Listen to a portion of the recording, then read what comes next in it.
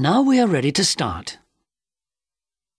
Alex Morales, a journalist, and Joanne Butcher, who works with children, are about to embark on a journey through the most inhospitable place on Earth, the Arctic. It is more than a year since they applied to go on an expedition advertised as a hazardous journey, with a safe return doubtful.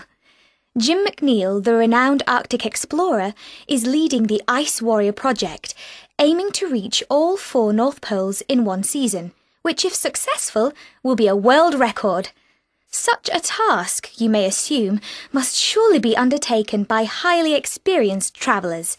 Does that describe you, Joanne? No.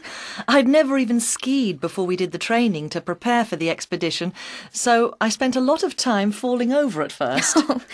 Now, Jim McNeil's motto is, "Even ordinary people can do extraordinary things." So, Alex, what does it take to turn from an ice novice into a polar explorer? The most important thing is building up mental resilience, as the conditions are pretty miserable at times. Although we are a very close team, we'll be walking alone in single file for a large part of each day, with just our thoughts to keep us company. Now, you two were strangers when you met at the first of the training weekends, weren't you? Yes, each member of the group was sent an email telling us to meet at a certain map reference on a set time and day. We were given the phone numbers of the other people in the group and told to get there in as few cars as possible. Now, you'll be battling extremely low temperatures. What training have you done for that? Well, a major part of the training was a 3.5-week trip to the Canadian Arctic to learn how to manage body temperatures. One day, I took my gloves off and literally in about 15 seconds, my fingers felt like wood.